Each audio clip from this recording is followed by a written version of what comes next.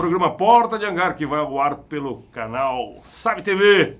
Hoje nós temos uma figura aqui que eu vou falar o nome dele todinho. É Luiz Henrique Tapajós dos Santos. Ninguém sabe quem é, né? Mas se você falar Sabiá, todo mundo sabe quem é. Bem-vindo, Sabiá! Escuta, como é que você chegou aqui? Saltando? Como é que foi o negócio? Não, eu cheguei aqui pelo elevador, mas eu saio daqui saltando. Saltando. Aqui é... 23º andar. Aí dá. A gente manda, pronto. Mas o telhado, 24º, pronto. Pronto. O que achou? Temos aí uns 80 metros para curtir. Sabiá, eu vou falar uma pergunta que... Seguinte, você nasceu em São Paulo? Onde você nasceu? Nasci em São Paulo. Em São Paulo. Quer falar a idade, não? São Paulo. Ou sou advogado? 47 anos. 47 aninhos. Quanto 47, de paraquedismo? 34 de paraquedismo. Caramba, direto, então dizemos sem que... tirar o pé do acelerador.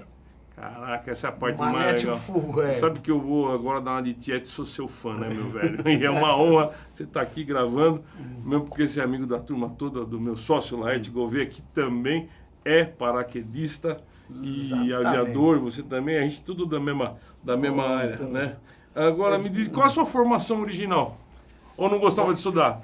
Não gostava muito de estudar, mas com essa história do paraquedismo na minha vida, que eu fui começando a filmar e fotografar para poder me manter saltando, eu acabei também me envolvendo com a história de televisão e me formei em cinema e televisão. Ah, que legal. Então, eu fiz faculdade de cinema e TV, mas basicamente assim, as imagens que eu mais fiz na vida foi de voo, né? Porque você é fotógrafo, fotografia, né? Sua base é fotografia, né? Fotografia e vídeo e cinema, que hoje em dia já está meio extinto, a película 16, 35 milímetros, saltava com uma câmera gigante na cabeça. Pesada pra caramba. Cheguei a saltar com câmera de 5,5 kg, 6 quilos. Como é que disparava? Com a boca? Fotografia com a boca. E filme? Tinha dois sistemas, ou na mão ou na boca. Até hoje em dia ainda pode usar em algumas situações. Pesado. Mas com essa evolução das câmeras digitais, hoje em dia a gente acaba... GoPro. Com esse tipo de câmera GoPro, as esportivas, tem um recurso muito bom de foto, mas continua fazendo assim uma coisa mais específica. Mas mesmo essas digitais, elas são programadas para disparar. A gente tem uma queda livre de 30 segundos. Puf, sozinho. Põe lá para tirar, então o que economiza o fato de você ter fio, né? Fio é uma coisa que era sempre muito perigoso. Sim.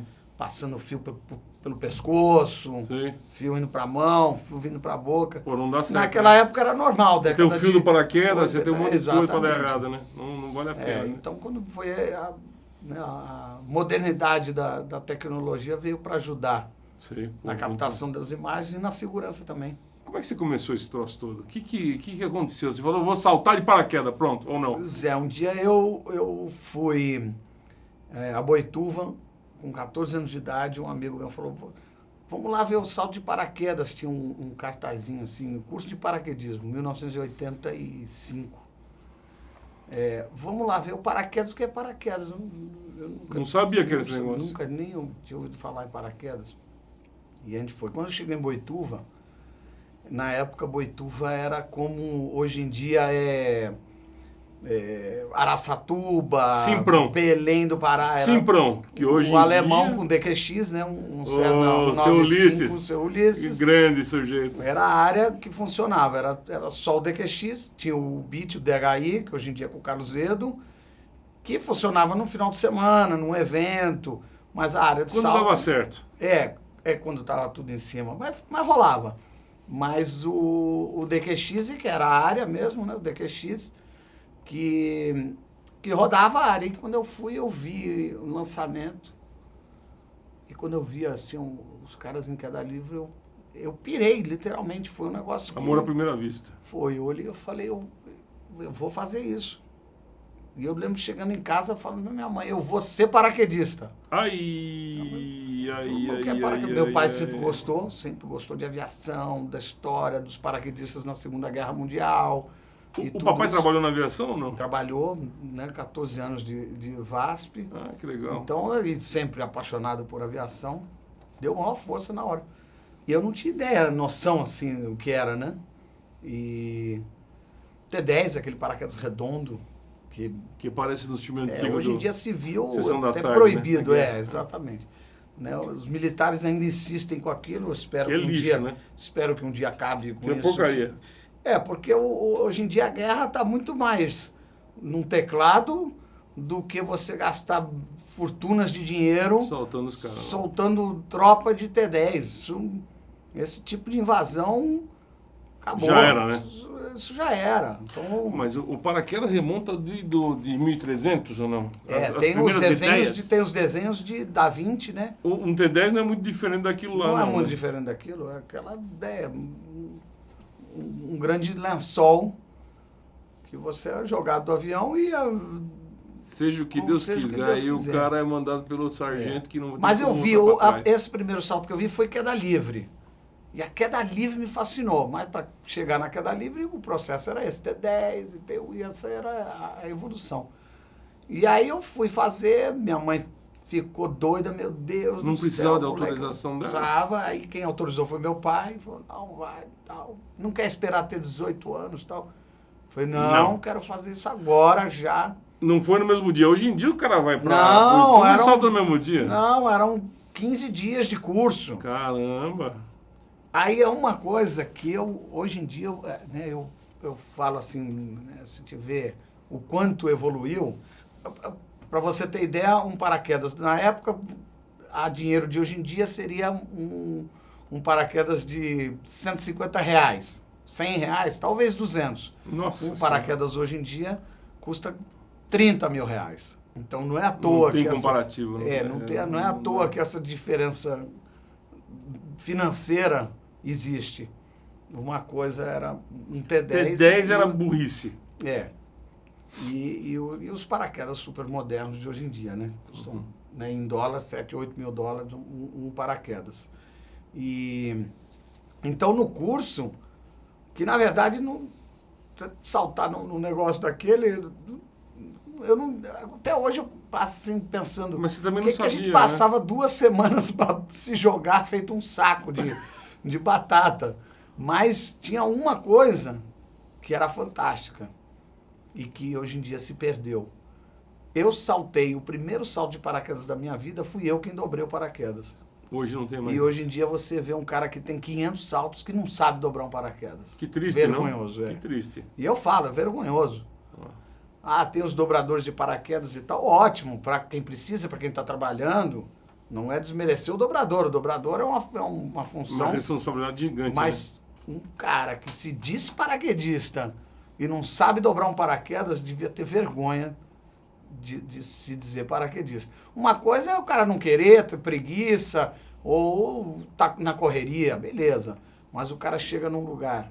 Tem que ter obrigação de saber. E não sabe dobrar um paraquedas, pelo amor de Deus. Então, isso é a parte ruim, né, que a modernidade trouxe. Mas você acha que isso é culpa das escolas ou da própria pessoa? Porque se a pessoa quiser falar, eu quero aprender a dobrar um paraquedas. Então, é culpa do sistema que foi criado. Entendi. Que é o sistema das escolinhas fazerem dinheiro logo e você não quer um cara ali aprendendo a dobrar paraquedas, que é uma coisa que leva tempo. Que está aí no meu curso de 34 anos atrás, onde durante 2 semanas a gente ficava ali dobrando paraquedas, mas sabia o que eram paraquedas. E aí quando você saltou, você teve que acionar sozinho? Não, no T10 era o salto baixo, era 2.000 pés, e fita, enganchado. Mas escuta, o salto quanto mais alto, eu vou falar a pergunta de quem não sabe nada de paraquedismo, eu entendi câmera fotográfica. Quanto mais alto, não é mais seguro? Quanto mais alto, mais seguro. Então por que você salta do prédio, pô? Pois é, mas... Então prédio, quanto mais alto, melhor. Já foi o tempo de saltar de prédio baixo. Hoje em dia, assim, a gente procura saltar de prédio alto. Saltou. E aí? Qual foi a sensação naquele primeiro salto? É que nem o cara que faz o primeiro voo solo. Exatamente. Um avião leve. E nunca... Pô, a coisa mais deliciosa do mundo. Você tira o instrutor ali, você tira um peso, né? Delícia voar sozinho. O meu salto foi em Pindamonhangaba, e na época o DQX estava em manutenção, eu fui saltar em Pindamonhangaba, então o meu primeiro salto, o meu solo foi Pindamonhangaba. Vou ter um carinho enorme por aquela área de salto pro resto da vida. Claro. Graças a Deus continua até hoje funcionando, o Marcão gira lá, tem um Skylane lá rodando direto. E sempre que eu posso eu vou lá e a lembrança, assim, acho que é eterna, né? Como você disse, como igual o primeiro solo. Primeiro solo.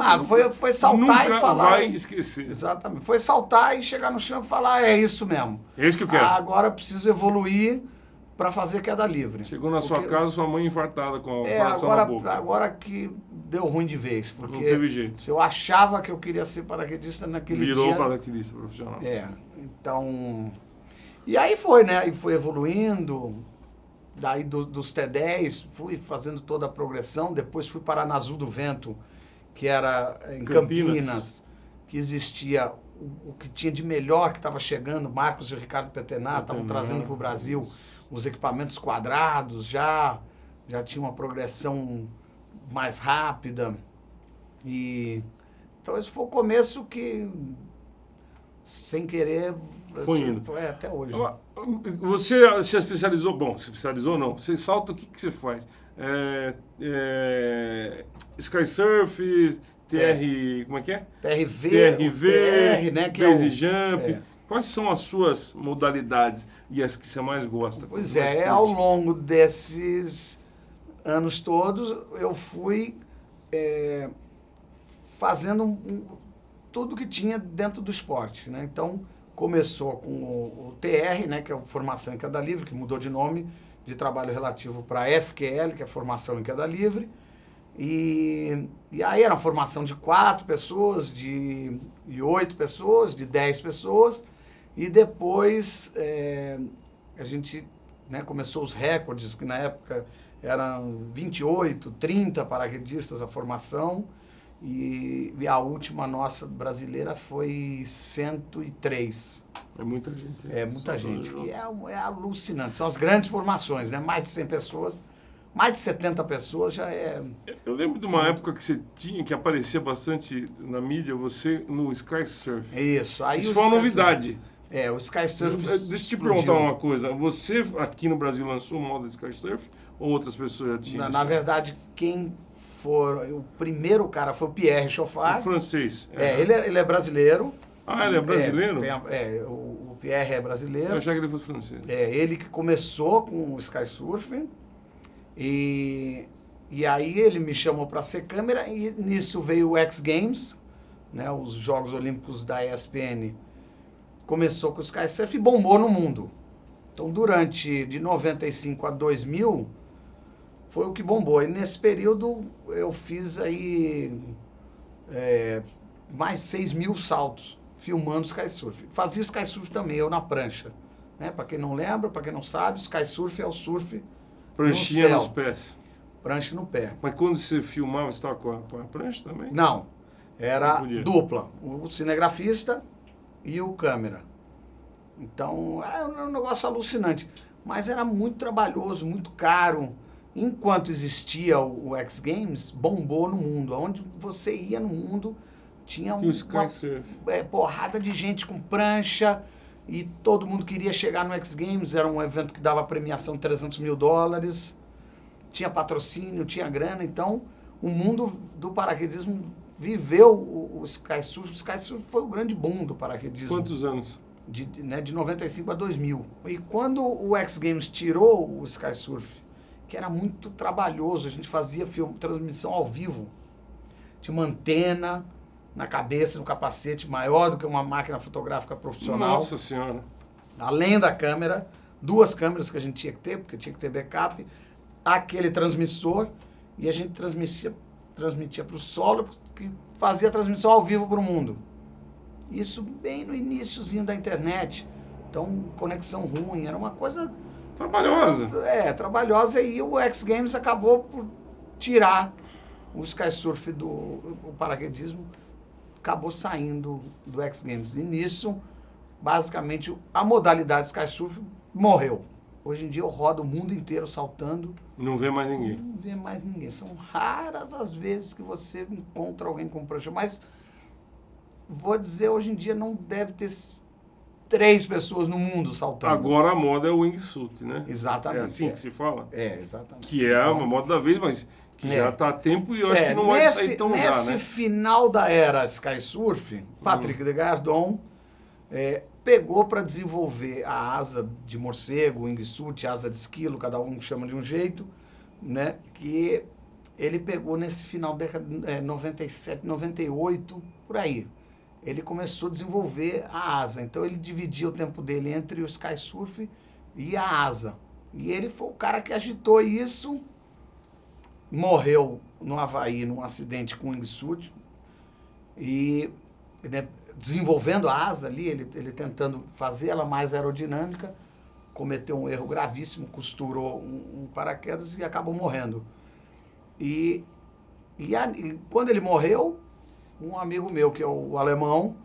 Brasileiro, que é o apelido alemão, estava no Havaí saltando Sky Surf com ele e encomendou a primeira roupa de wingsuit que foi feita fora do Patrick.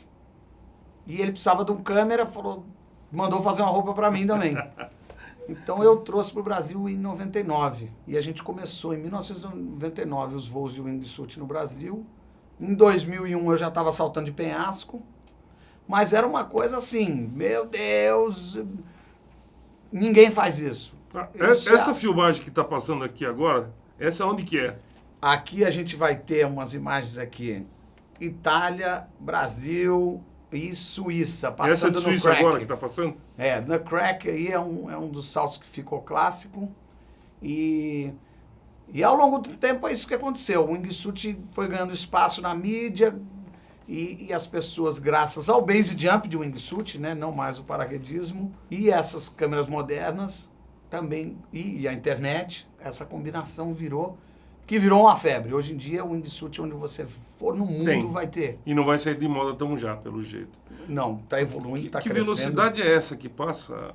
Depende da asa, né, a gente tem 100 modelos diferentes, como um avião, você tem um avião asa alta, um asa baixa, um jato. Tem mais lento, mais... Mas as mais rápidas têm uma velocidade horizontal de 200 por hora. Aquela que tem desculpa te cortar, mas a que tem as turbinas na asa, aquilo não tem nada a ver com o wingsuit, aquilo é uma asa mesmo. É uma asa rígida, né, que é quase um avião ali, né? É, um aviãozinho, né? O cara não consegue pousar andando, não tem jeito. Não tem jeito. É muito veloz. Muita velocidade. Precisa do paraquedas. E são vários projetos, né? Mas hoje em dia, o grande boom é o base jump de wingsuit. Eu quero falar do base jump daqui a pouquinho com você. Eu quero perguntar primeiro uma coisa para você que não tem nada a ver com paraquedas, mas tem que perguntar, bicho, é um esporte tão radical desse. O que você fazia antes, velho? Antes era esporte radical, né? Trabalhei numa corretora de seguros. Putz, pra quem salta paraquedas enfadonha. Já era sofrido. Imagino. Mas aí, graças a Deus na vida, um dia eu saí, assim que eu saí, o Laerte estava inaugurando a revista Skydive. Grande Skydive. Grande Skydive, um marco na história da aviação do Brasil. Com certeza. A primeira publicação de aviação colorida. Foi. E aí, então, nessa época, aí o Laerte, então vem trabalhar, vamos tirar foto, vamos fazer os esportes. E aí foi assim, acho que um dos melhores períodos da vida. Foi porque, além de evoluir no paraquedismo, o que aconteceu foi acompanhando o Laerte em campeonato de planador, de balão, de acrobacia. E ele voava já avião acrobático. Então, primeira vez que eu decolei um avião na vida foi um aviãozinho do Aeroclube de São Paulo, Campo de Marte, com o Laerte. Não, decola aí. Eu falei, mas não tinha noção. Já tinha muitos saltos, já tinha mais de 1.000 saltos, 2.000, mas sempre sentado como paraquedista. E aí, nisso, criou o grande amor que eu tenho por todas as modalidades de esporte aéreo. Sim, que é muito legal. Apesar de, né, assim, tem uma limitação óbvia, mas eu sou apaixonado por aviação, sentado como passageiro num 777 ou num avião é avião, não importa, né? Eu fico vibrando. Doido. Viajo, tenho viajado muito E é o tempo inteiro dentro de um balão, num paraquedas, num avião velho, num avião novo, numa turbina, num ultraleve do mais simples, num avião do mais moderno. Eu te acompanho, cada coisa legal que então você isso faz. aí é assim, num balão, que continua o balão, né? Continua um balão, eu vou fazer uma confissão pra você que você não sabe, eu já saltei. Ah, saltou. Parei de saltar. É. Quando acabou a nave espacial Columbia, os paraquedas não distribuíram mais. É só desse jeito que eu saltava. Aqueles três. Para poder segurar, né? É. Agora, essa brincadeira, quanto o cara pode ter de peso? Vai saltar? Por exemplo, eu posso saltar com 150 quilos? Não, pode saltar, mas no paraquedismo, quanto mais leve, melhor. É lógico, em tudo. Em tudo. E o wingsuit, os caras que estão voando mais são os magrelos altos. Se você reparar, essa cadeira do estúdio já tá meio mole, não Já tá? tá. Eu sentei aí. Essa aqui foi reformada. Tá firme. Tá mais firme. Reformei junto Pronto. com o LED, já colocamos fita isolante aqui. Ela ficou. Eu tô vendo, ficou bom. Você viu? Ficou um serviço Joia, de ficou primeira... aeronáutico. Ficou, de primeira linha. Aeronáutico. De primeira linha. Vamos parar um pouquinho aqui, ô Sabiá? Entrar no nosso comercial que nós precisamos faturar, pô. Pra voar. Pra pagar uma conta do avião do Laerte, eu nunca vi. Ajuda, eu Já vou. voltamos já. O Noled tá com vocês aí. Volto já. Um abraço.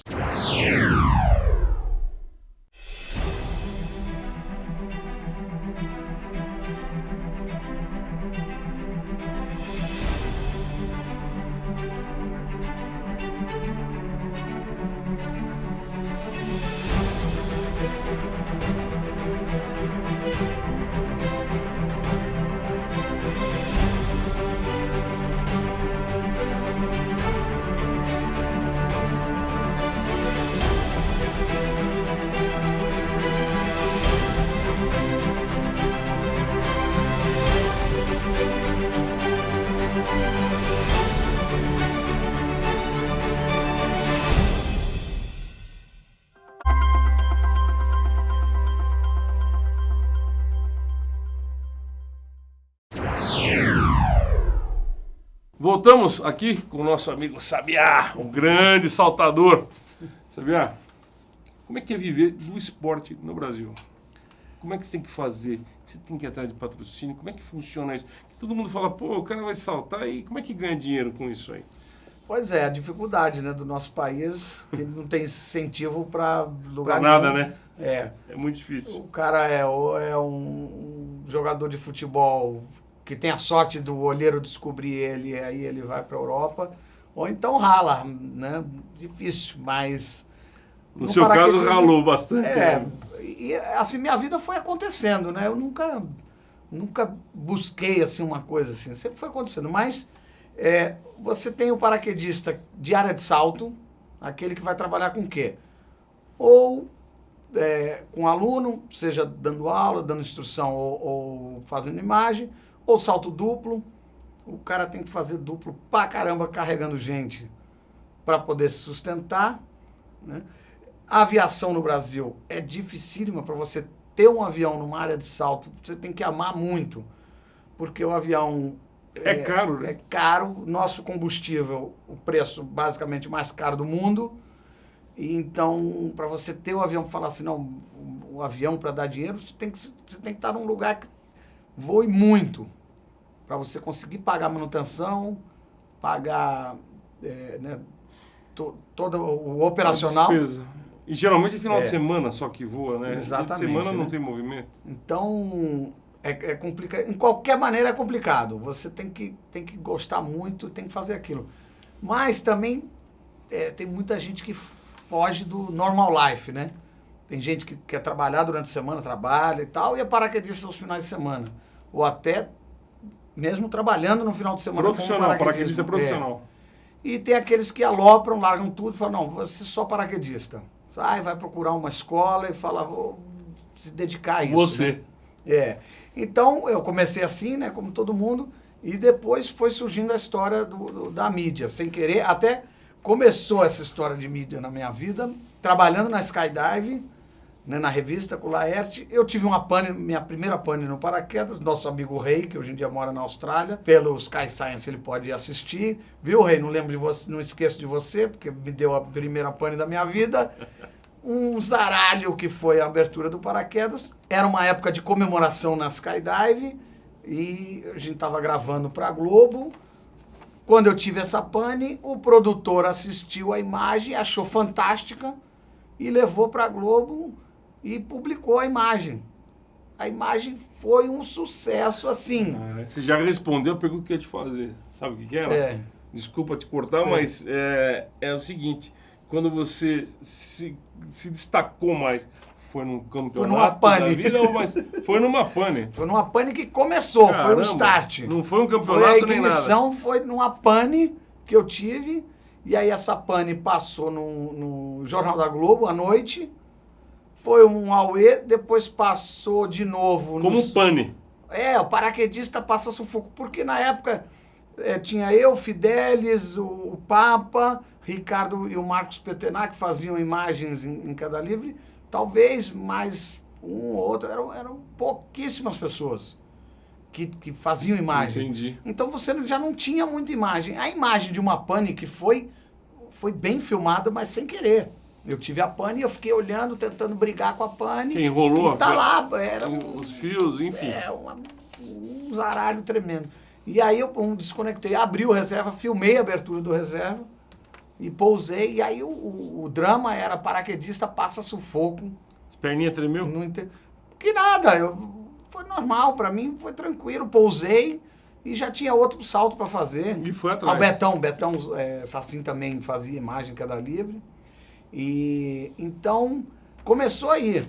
Quando é que o Faustão, a produção, te procurou? É isso, aí beleza, deu essa bombada, né? Aí depois essa pane foi pro Esporte Espetacular, foi pro Fantástico, com os melhores momentos da semana. E ali tava começando o negócio. Depois comecei a competir, né? Não, nisso eu já competi. Eu fui aos 18 anos de idade, eu fui campeão brasileiro pela primeira vez de formação em Queda Livre de 4 pessoas, né? Mas aí quando essa história do X Games deu muita mídia, porque era na verdade, o campeonato era um show para a TV. O X Games era um produto da ESPN. Então, ele era um produto que dava muita mídia e, como o esporte bombou no mundo, acabou que era tudo em termos de esporte radical, se voltava... Não era só paraquedismo. Foi quando, acho que todos os esportes radicais começaram a explodir, seja, né, mesmo o snowboard, o skate, o surf, eu acho que nesse final da década de 90. Quando acabou o X Games, um diretor da Globo, que é o Esquilo, quando eu voltando para morar no Brasil, ano 2000, me procurou para a gente fazer alguma coisa, porque ele era meu fã, estava assistindo já o que aparecia. E aí falou, vamos fazer um quadro para o Faustão, que é o Desafio do Faustão. E aí o Esquilo teve essa ideia toda e a gente começou.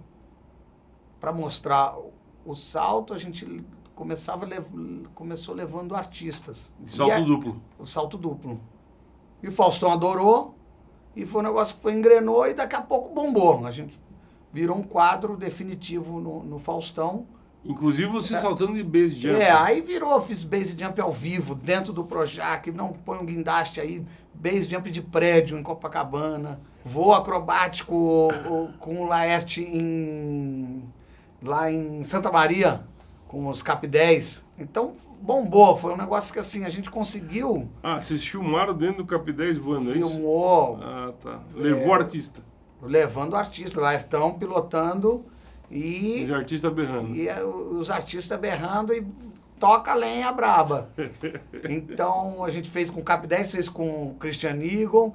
Foi alucinante, porque cresceu, assim, foi uma coisa que serviu para alavancar. Muita gente veio junto nesse bonde. E assim foram 15 anos direto, né? E começou com os artistas, depois passou a ter assim, momentos de esporte, eu mostrando base jump, eu saltando na Malásia, o meu voo de MiG-29 na estratosfera. Então, foi uma coisa que, assim, bombou. Entrou na legal mídia. Demais. Já estava lá. Então foi assim, muito legal, porque... E aí começou assim, além do trabalho, né, começou assim, ter uma série de patrocínios que eu conseguia viver mesmo daí. Vivia de televisão e dos patrocínios. Era uma mistura de campeonato com patrocínio, com um apresentador de TV. Então misturou isso tudo. E você fala bem, coisa e tal, tudo funcionou. Como fui fotógrafo aprendendo não muito. valia muito a pena. E aí eu comecei a sair um pouco de trás da câmera para aparecer ser o também. apresentador. Entendi. Agora, eu tenho acompanhado no canal... Canal Off. No canal Off, desculpa, fugiu da... Você com o seu Falcão, a Zandira. Zandiras, Na Chapada Diamantina. Você está sempre por lá. Isso. O que foi? Por que você escolheu Chapada Diamantina? Encheu o saco ficar na cidade grande? O que aconteceu lá? Tem condições lindas de voo? O que é? Quando eu comecei a fazer o base jump, até é uma história legal. Que eu fiz um projeto de saltar do Salto Ángel, a cachoeira mais alta do mundo na Venezuela. 1.000 metros de parede vertical. Saltou? Saltei anos depois. Ah, tá. Quando eu fiz o projeto, eu consegui, né, com a Globo, com os patrocínios, eu consegui, na época, 22 mil dólares, que era 22 mil, quase que o real era quase a mesma coisa. Aí eu, beleza, feliz da vida, vou fazer um sonho que é saltar no Salto Ángel. Quando eu fui ver, precisava de o dobro, 45 mil dólares. Eu falei, não tem condição. E aí eu tinha já conhecido a Cachoeira da Fumaça, que é a maior cachoeira do Brasil, com 450 metros, através dos amigos de canyon e tal, que eu vi por foto. Essa é a maior cachoeira do Brasil. Então eu fui pro Luizinho, lá pro Fantástico, falei, a cachoeira mais alta do mundo não vai dar, o dinheiro não dá. Que pena não, mas tem um plano B. Cachoeira da Fumaça, que aliás ninguém nunca saltou. Né, bicho? Sensacional, vai. Quando eu fui, eu apaixonei. A Chapada Diamantina. É linda. É apaixonante. A vibração, a água, o lugar. Quem não conhece, vá para a Chapada Diamantina. Não conheço, deve ser demais. É um dos lugares mais fantásticos do mundo. Eu já estou rodando o planeta aí. E eu vejo que você tem bastante amizade lá com as pessoas que moram, né? Aí eu fiz o salto da Cachoeira da Fumaça, eu e o André Chagas. Foi um negócio épico. E depois do salto, 2 dias caminhando para sair lá de dentro. E aí foi amor pro resto da vida. Então, 2 dias porque você afundou e teve que escalar de volta? Escalar de volta. Rapel? Não, caminhada. Caminhando, 2 dias. O preparo físico tem que estar em dia. Não pode fumar nem lascando. Não, tem que estar exercitando. Eu estou carregando o equipamento. E aí depois, no ano seguinte, eu fui para lá e comecei a saltar dos outros penhascos do Camelo, Morrão e fui para a Gruta dos Brejões. E aí virou filho de Diamantina. A paixão eterna, ali Chapada Diamantina pro resto da vida. Que coisa legal. E com a Zandira foi uma paixão que eu sempre tive, mas não sabia por onde buscar. Até o dia que eu conheci o Parque dos Falcões, que é em Itabaiana, Sergipe, o meu mestre Persílio, um encantador de falcões, ele cria águia, falcão, uma porção de bichos. E eu conheci ele, eu falei do sonho que era voar com um bicho um dia. Ele falou, vamos fazer e tal. E aí eu comecei a treinar a primeira Zandora, foi a primeira águia que ele me deu. Falou, vamos treinar a Zandora. Eu treinei ela, mas não consegui voar com ela. Por falta de tempo, falta de treino. E ela acabou ficando muito adulta e eu não conseguia o tempo que eu precisava se dedicar ao bicho. Você tem que se dedicar muito. Aí você voa de que equipamento? De parapente. De parapente. A águia, ela é uma planadora, né? O falcão mergulha. A ideia inicial seria voar em queda livre com o falcão, mas tudo é tempo. Você tem que se dedicar muitas horas, não só de voo, mas de amizade com o bicho. Treinamento, amizade e confiança. Senão não tem então, conversa. Zandora foi uma história foi a paixão máxima de início. E aí nasceu a Zandira, que é a irmã da Zandora. E aí, desde filhote, eu comecei a treinar ela, a fazer o Asas do Sabiá, que era o programa no canal Off, dirigido pelo Silvestre Camp. Muito legal o Silvestre Camp, Super sensacional. nota 1000, né, o cara das imagens aéreas, e a Cinemauro, que é o Júlio Mauro, que deu a pilha, vamos fazer. Aliás, você podia convidar ele para vir aqui um dia, se você quiser. Pronto. Pode falar para ele, fala aqui nessa câmera, vem para cá. Silvestre aí, vem aí, contar, porque o Silvestre, né, como um super cinegrafista e hoje em dia voador também de paramotor. Então, sensacional. Combinação de imagens e aéreas. Muito, muito. Virou um voador também, né? Bacana. Por que Zandira? Por que o nome dela é Zandira? O que quer dizer isso? Não quer dizer nada. Os bichos lá, Persílio, põe nomes... só conhecendo, eu convido você e todo mundo que assistir a conhecer o trabalho do Persílio, Parque dos Falcões, Itabaiana, Sergipe. É uma história de um homem que é um pássaro. É uma pessoa que é um pássaro e nunca voou na vida. Nunca voou de avião nem nada. Ele já voou de avião comercial. Aí, Persílio, vai de novo. Ele, mas nunca. É uma figuraça. Nunca voou de Skylane com você? Conversa. Não, eu consegui colocar ele dentro do helicóptero para fazer um voo com o Comandante Ah, Maravilha. eu vi essa parte. Com o Comandante Maravilha. Com o Robson. Um 44. Junto com a Águia. A Zandora. Eu chamei de Falcão, desculpa, mas é uma águia. Mas ninguém sabe a diferença, é o tipo da asa, né? E da alimentação. Mas aí foi legal demais, porque deu certo, eu consegui me dedicar bastante a Zandira, fiquei meses lá e consegui dedicar. Depois a viagem para a gravação do programa também, eu ia ter alguma pessoa para me auxiliar, como eu não tive, eu acabei criando uma amizade tão grande que ela começou a me seguir de qualquer jeito, fazendo slackline, ela vem na minha mão, ela em qualquer lugar.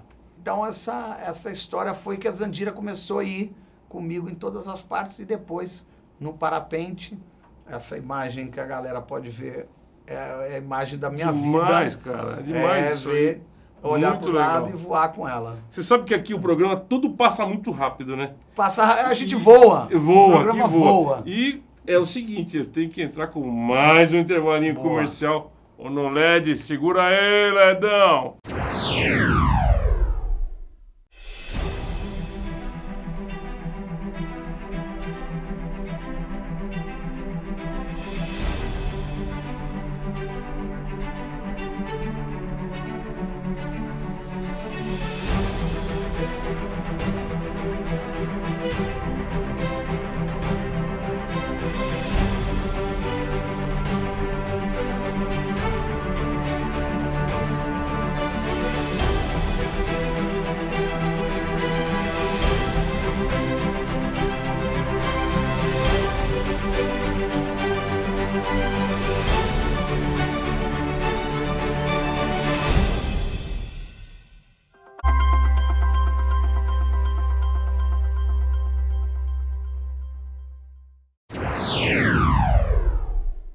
Bem-vindo de volta, vou continuar aqui com o Sabiá, que ele vai dar o tapa do take pro Ledão. Vai lá, Sabiá. Aê, valendo, moçada.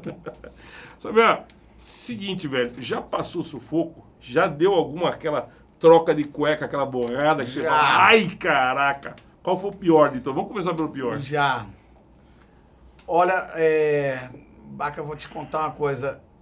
Talvez a pior que eu tenha passado foi não num salto ou num voo, mas antes de Suíça, 1997, saltando os penhascos, eu e Charles Bryan, meu brother, a gente foi para um salto, saideira do Sunset, vamos que dá mais um antes de anoitecer, e a gente subiu um penhasco e começou a nevar. Quando começou a nevar, cobriu a trilha.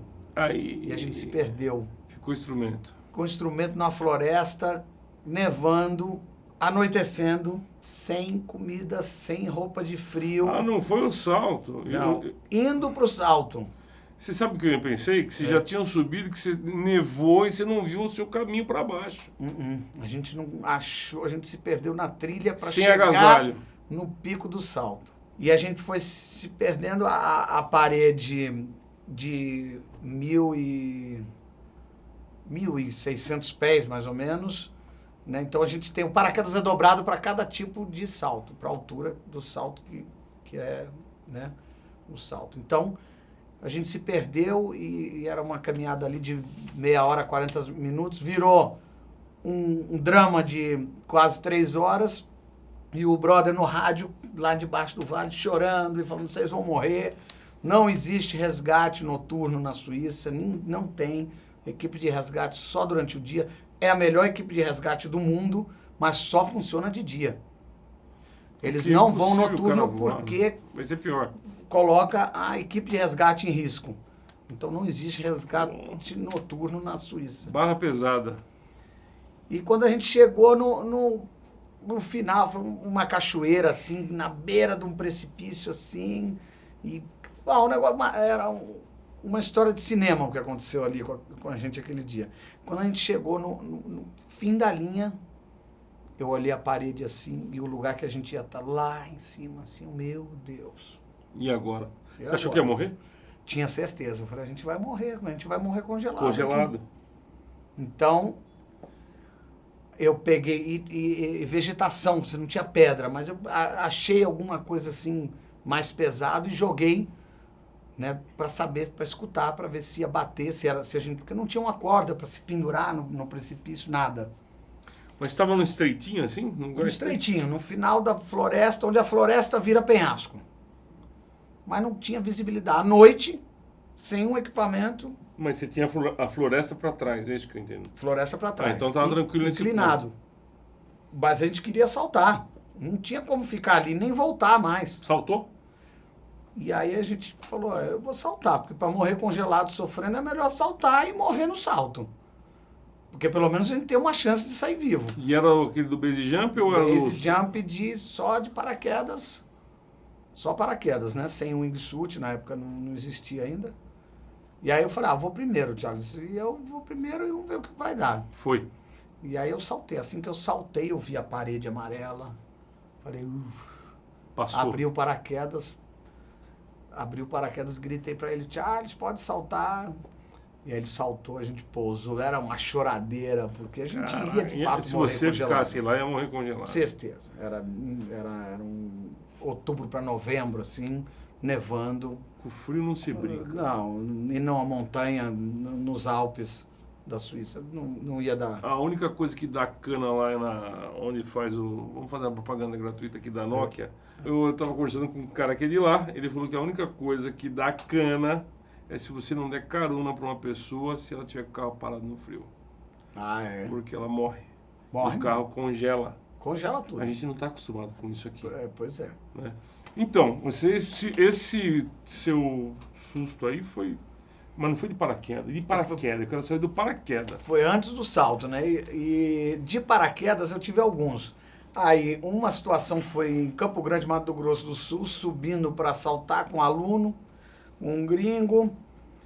Assim, logo após a decolagem, pouquinho acima de 1.000 pés, que é baixo para você saltar de paraquedas com equipamento normal, né? Tudo, né? Uhum. Bum! Explodiu o motor do avião, saiu o cilindro voando, cobriu de óleo o para-brisa, e eu estava de costas para o piloto. Quando eu olhei para trás, que eu vi aquele óleo todo, eu falei, meu Deus, eu com o aluno, olhei o altímetro, 1.000 pés pro aluno, eu falei, sai imediatamente. Ele agora, eu falei, sai, comando reserva.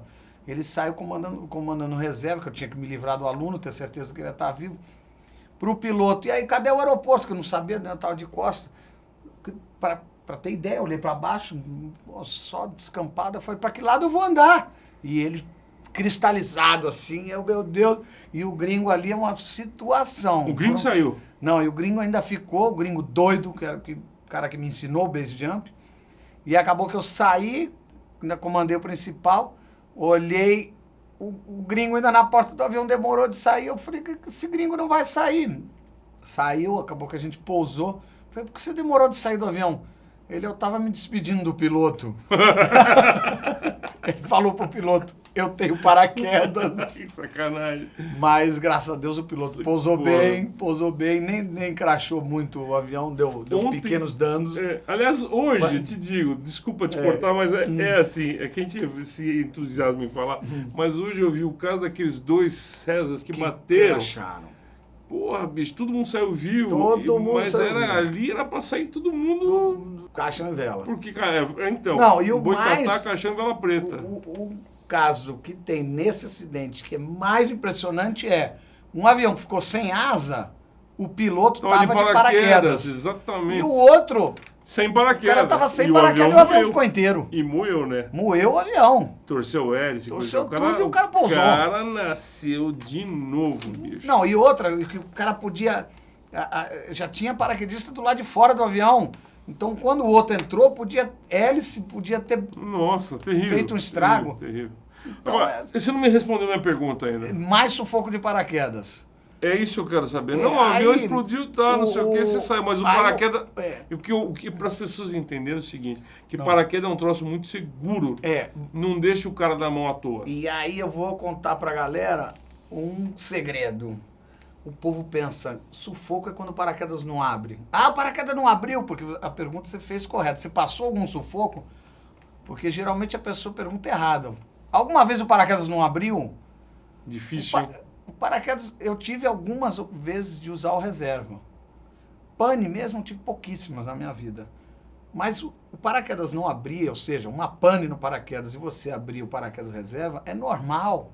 Não é para assustar, é como furar o pneu do carro e você tira o step, põe no lugar e continua. O paraquedas reserva, ele tá ali para ser usado. Ele é igual o principal, ou não? Ele é diferente, mas ele tem dirigibilidade, ele é um paraquedas. Só que ele é melhor, a preparação dele é para ser de emergência. Ele é a prova de pane. Né? Então, essa situação que todo mundo imagina, o leigo imagina, que é um pânico. Paraquedas não abriu, meu Deus, ai, que sufoco, ele teve que abrir o reserva. Sufoco porra nenhuma, é normal. O maior perigo está ao contrário, quando o paraquedas abre sem você querer, que a gente chama de abertura prematura. Talvez aí tenha sido a maior sufoco que eu passei na minha vida, Campinas, saltando na Azul do Vento, num voo de cabeça para baixo, de free fly, que é alta velocidade, mais de 350 km por hora, 300 por aí, né, nessa base. Um paraquedas novo que eu tinha, que eu recebi, montei ele todo, eu olhei e falei, está com problema. Fotografei, mandei para a fábrica, e os fabricantes, eles não admitem erro. E tava? Não tem erro nenhum. Aí eu falei, tá errado. Não, tá errado isso. Era uma aba que fechava o paraquedas principal. Não. Mandei as fotos de novo. Mudei o negócio, mudei. O negócio estava errado. Conclusão, o paraquedas abriu sozinho. Abriu sozinho. Quase que eu fiquei sem paraquedas, que eu estava de cabeça para baixo. Ele escapou pelo ombro. Desmaiei. Isso a 8.000 pés. Saltando do Skyvan, que é um avião que leva 25 paraquedistas. Então lançava 12, depois mais 12. E ninguém sabia que tinha um paraquedas aberto no metade do caminho. Então, quando eu acordei vendo tudo preto, basicamente com o paraquedas pendurado em mim. Voltei pro paraquedas, falei, caramba, e tive a consciência, falei, agora o Skyvan vem entrando para outra reta, vai jogar 12 caras aqui em cima de mim. Paraquedas acionado. E o paraquedas acionado, e aí eu comecei a descer preto, vendo estrela, e vim para pouso, e aí vi os outros paraquedistas saindo em cima de mim, meu Deus, e eu fazendo curva para descer, abri o paraquedas perto de mim, gente passando, e eu ainda atordoado com o desmaio, vim pensando, cuidado, porque todo acidente é uma sequência de fatores, não é? Um acidente de paraquedismo, de aviação, não é nunca um único fator, né? Sempre uma sequência de erros. E eu falando, cuidado agora com o pouso, cuidado, né? Pensando para mim mesmo, né? Em terceira pessoa, cuidado agora com o pouso, sabe? Porque é a sequência que termina num acidente.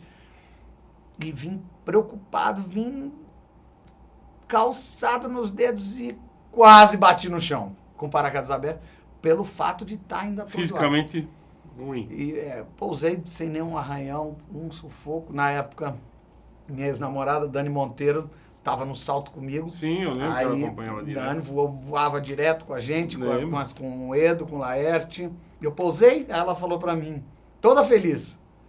Pela primeira vez eu pousei antes de você. Ela não viu que o meu paraquedas abriu. Ela não viu, tadinha. E eu eu acho que esse foi um dos maiores sufocos que eu passei na minha vida. Foi uma abertura prematura de paraquedas que hoje em dia serviu para ensinar os outros, ensinar meus alunos. Falou, muito cuidado com a abertura prematura. Cheque de pino, ainda bem que saiu com você. Você é um cara que tem... Mas já matou muita gente. Já matou muita gente. Abertura prematura de paraquedas, tanto de principal quanto do reserva. E teve uma outra que existe o paraquedas, existe um aparelho dispositivo eletrônico que é feito para abrir caso a pessoa esteja desmaiada. Existem vários modelos. Tem um modelo que é o Vigil, que eu condeno, assim, com força, porque ele abriu comigo num salto duplo, eu dando instrução para uma pessoa que seria um futuro piloto de salto duplo, um cara de 100 quilos, e quando eu acionei o paraquedas principal, a 5.500 pés, o disparador teve uma falha, né, esse Vigil, e disparou reserva ao mesmo tempo. Isso também é uma coisa que mata muito. Aí você tem que liberar um. Tem que liberar um, mas mesmo assim ainda corre o risco de enroscar os dois. Caraca, uma pane braba, hein? Pane horrível. Então esse também, digamos assim, que foi esse top aí de sufoco brabo. Não adianta nem trocar cueca. Essa cueca foi pro lixo. Porque mordeu a cueca, foi um troço terrível. Show de horror. Você com uma pessoa de 100 quilos, 2 paraquedas abrindo. Deus que me dê, não quero nem pensar no negócio. E depois para pousar agora com reserva, você com perde a de 100 sustentação quilos. total, né? Não, um negócio alto risco. Imagina. Então, e os dois casos, uma abertura prematura do principal, outra abertura prematura do reserva. Então, a conclusão é a abertura prematura é o que existe de mais perigoso para mim. Óbvio que existem outros tipos de acidentes, com pouso, com 1000 situações, né? Mas eu vou... Mas o cara tem que dar chance, né? Você tem que estar muito esperto para agir, mas eu vou dizer que esses foram os dois maiores sufocos que eu passei na minha vida, foram essas duas aberturas prematuras. Tive algumas outras panezinhas, o que não... reserva, assim, de besteira, de ter que abrir reserva e... porque onde é que abre reserva? Pouquíssimas vezes para a quantidade de saltos que eu tenho. Quantos saltos? Dia desses eu estava fazendo... Não fiz essa pergunta, né? Mas é uma pergunta interessantíssima. Eu estava fazendo um cálculo real, cheguei aí perto de 28 mil saltos. A bobagem. Nesses 34 anos. Então, é isso que eu quero enfatizar o tema da segurança, que todo mundo fala, duas coisas que falam errado. Eu vou pular de paraquedas, você não vai pular de paraquedas, você vai saltar de paraquedas. Eu prefiro um outro termo ainda. Para mim, o correto é se jogar. Se jogar. Então, se jogar de paraquedas. Se jogar, nem pular, nem saltar. É se jogar. Então, se jogar, vou se jogar. Olha, fala pra turma aí que é garantido o cara saltar. Eu não salto porque eu tenho medo. Eu não vou. Avião, pra mim, foi feito para ficar dentro. Mas quem salta, adora esse tipo de coisa. A impressão que eu tenho, sabe, é que o base jump, o paraquedas não falha, por causa que você puxa ele fora. Tô falando bobagem, não? Não, o equipamento de base jump, ele é montado como se fosse um equipamento de reserva de um paraquedismo.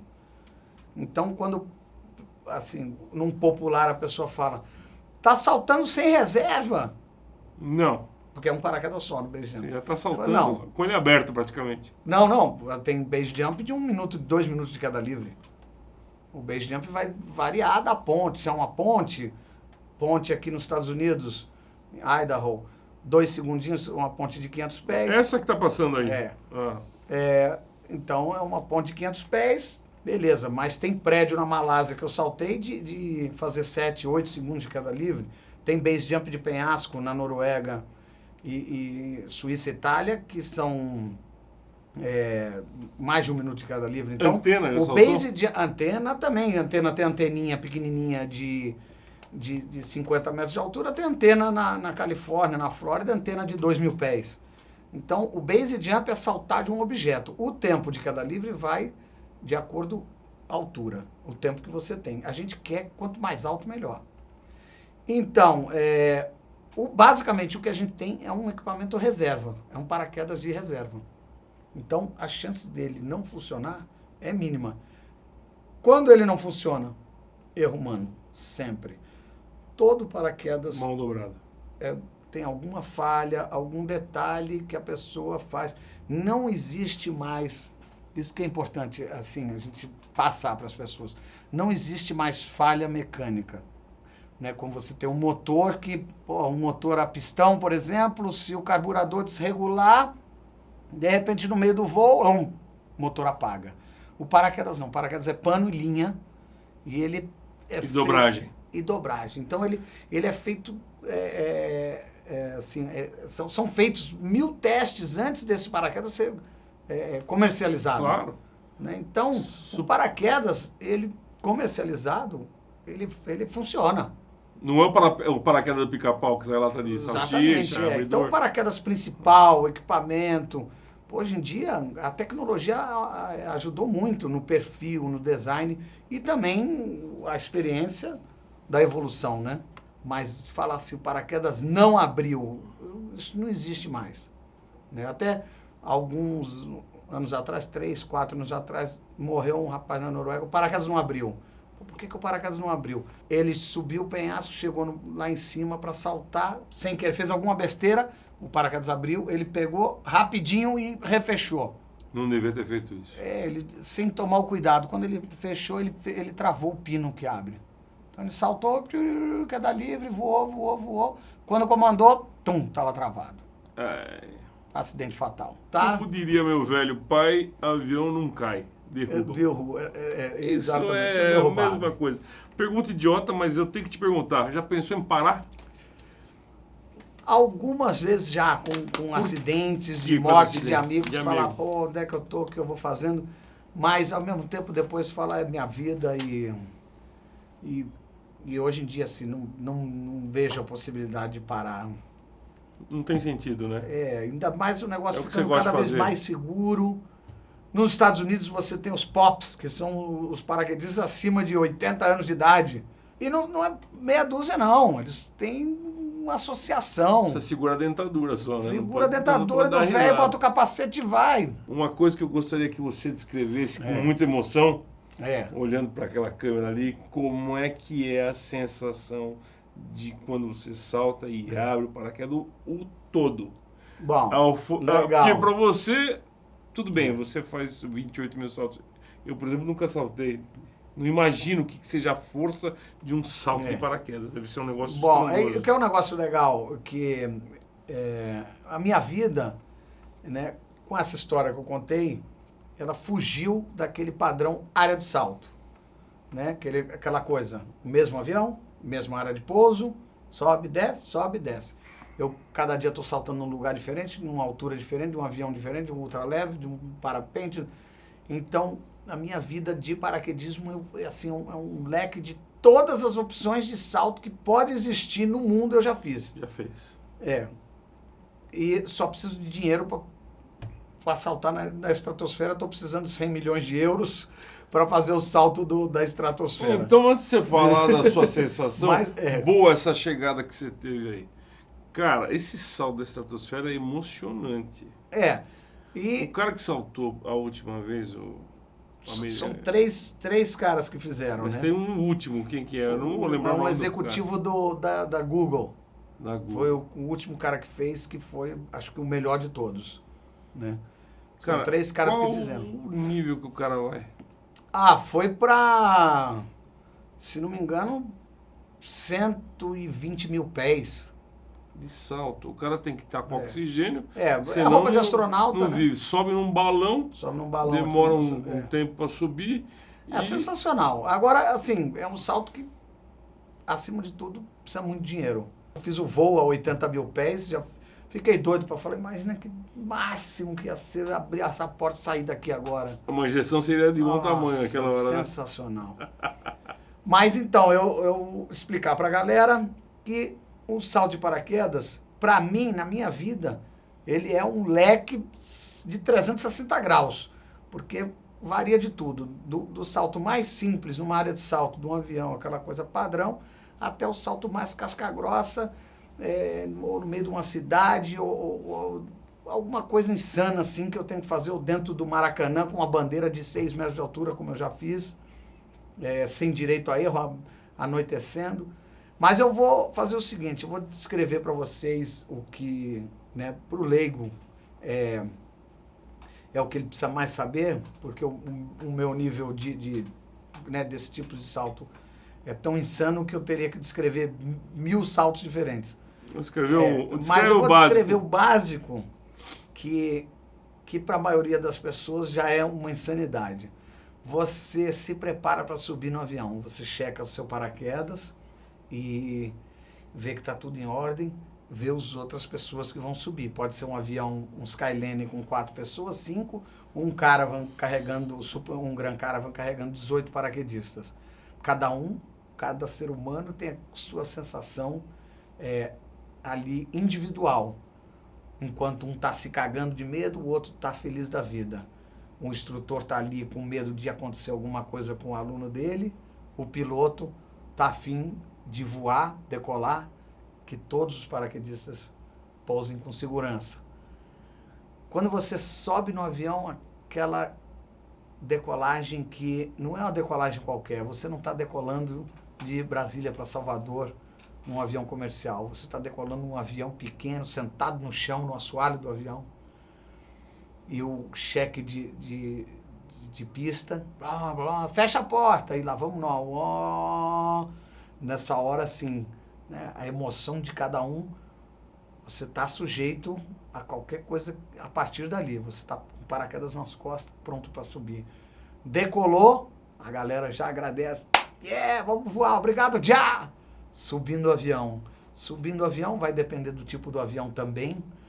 Um aviãozinho mais demorado, você vai curtindo o visual. Pode ser um visual do sertão do Piauí, um visual da praia da Bahia, do Ceará, maravilhoso. Pode estar em cima das cataratas de Foz do Iguaçu. Qualquer lugar fica bonito quando você está subindo. Saindo do chão, a gente sobe, o altímetro vai subindo. Vai chegando a hora de saltar, hora de se equipar, ter certeza que está tudo em ordem. Estou pronto para o salto. Olha, fica arrepiado. Estou arrepiado aqui, cara. Porque o piloto vai avisar 2 minutos para o lançamento. Né? A gente já começa a curtir vai chegar o melhor momento da vida. Para a minha vida, para de todos que vivem como eu, esse é o melhor momento da vida. É a hora de abrir a porta do avião e olhar o PS, o ponto do salto. Vamos lá. O aluno se cagando, o piloto duplo dando a instrução para o passageiro dele, que cada um está ali pensando uma coisa, um alucinado, o outro morrendo de medo, o grandalhão, fortão, lutador que chega na hora, vira uma moça e, não, peraí, bota a mão.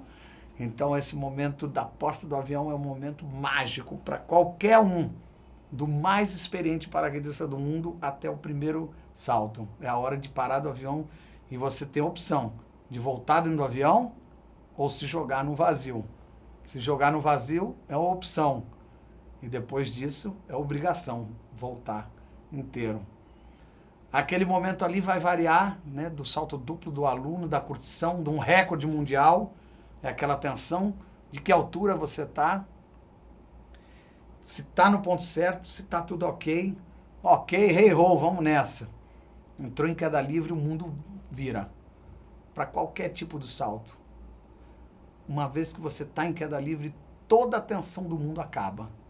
Tudo acaba e você passa a curtir aquilo. Seja um salto de alta velocidade, de baixa velocidade, de wingsuit, ali vira a curtição máxima, extrema. E essa curtição vai até os segundos que antecedem a abertura do paraquedas. O nervosismo sobe outra vez. De novo você começa a pensar, meu Deus, a hora de abrir o paraquedas é a hora tensa, o chão está chegando, você estava lá a 12 mil, 15 mil pés, agora você está a 3.000 pés, a pouco mais de 20 segundos do impacto no solo. Hora de abrir o paraquedas. E quem dobrou o paraquedas fui eu, foi o outro. Paraquedas é emprestado. Paraquedas do salto duplo. Pum, abriu o paraquedas e... Pum, o tranco. Como é o tranco? As pessoas perguntam, questionam. Como é o sulavanco da abertura? É a redução de 200 km por hora para 8 km por hora, dependendo do paraquedas. É um tranco que é uma sequência de abertura. O pilotinho sobe, a bolsa começa já a reduzir pelo arrasto. Enquanto as linhas esticam, você já vai diminuindo. Quando o paraquedas estica, ele começa a receber o ar. E a sequência de abertura faz com isso. Tem que ser uma coisa suave. Apesar de ser um tranco grande, não é uma coisa que é para ser descomunal. É para ser gostoso. Mas às vezes não é. Às vezes a cacetada é feia. E aí abriu o paraquedas... Pô, abriu o paraquedas, tá de boa, onde é que eu tô, pra onde é que eu vou pousar lá. Tô com os amigos aqui, vejo o paraquedas um abrindo o outro ali, o outro abriu o paraquedas, pá. E aí, direção de vento, pô, vamos pra pouso. E aí o que eu repito pros meus alunos, o salto só acaba quando você põe o pé no chão. Ninguém comemora antes de colocar o pé no chão, porque o salto só termina quando o paraquedista tá em solo. E o paraquedas no chão. Até então você pode ter uma rajada, um dust devil, pode ter uma colisão, então é atenção com os outros. Veio, flare, pousou, é demais. Todo mundo se abraça, o salto às vezes pode não ter sido tão bom se é um treinamento, mas é assim, é um intenso de todo mundo tá sorrindo e de falar assim, pô, a vida do paraquedista vale a pena demais a cada salto. Aí a vontade é fazer tudo de novo, dobrar o paraquedas para subir. Mais ou menos isso. Eu imagino que deve ser uma... O cara precisa de muita opinião, né, para saltar. E aí, puxando esse bonde, tem uma matéria que eu escrevi aqui sobre o meu salto da Torre Eiffel. Eu recomendo aí para a galera ler, porque foi feita com emoção, foi de coração, foi um dos melhores saltos da minha vida. E tá aqui no site. skyscience.com.br. Sky Science, pode dar uma olhada lá na coluna do Sabiá, que vocês vão ver o meu relato desse, que foi um dos saltos mais insanos da minha vida. É isso aí. Massa. Pessoal, eu não falei, mas o Sabiá é colunista aqui na skyscience.com.br. Eu sou um cara meio esquecidinho. Sabiá, obrigado por você ter vindo. Então, legal. Te aguardo mais vezes aqui, meu velho. Então, obrigado, Sky Science. Bom de estar aqui com vocês. E estamos sempre passeando pelo Brasil, contando as histórias, num skydive no sertão do Piauí, de um skydive na praia, de um salto da Torre Eiffel. Lá na off também, né? No canal off, provavelmente em 2019, chega o Asas do Sabiá segunda temporada, com adrenalina. Queremos ver, cara. Adrenalina com um avião, paraquedas, parapente, balão, penhasco, tudo. E quem quiser saber mais de você, onde procura? skyscience.com.br. E no Facebook? Instagram é Sabiá no Ar. Sabiá no Ar, tudo junto. É isso aí. Beleza. Agora, falando em Facebook, Instagram, YouTube, como é que faz? Dá um joinha, aperta o botãozinho, sinalzinho. Como é que faz lá, Laerte? O sininho, cadastra-se, sininho, Maurão. É isso aí. Ninguém nunca sabe, eu também nunca sei. Dá um pulinho pra trás e não sei o quê. Sabiá, bem-vindo, cara. Valeu. Show. Bons ventos.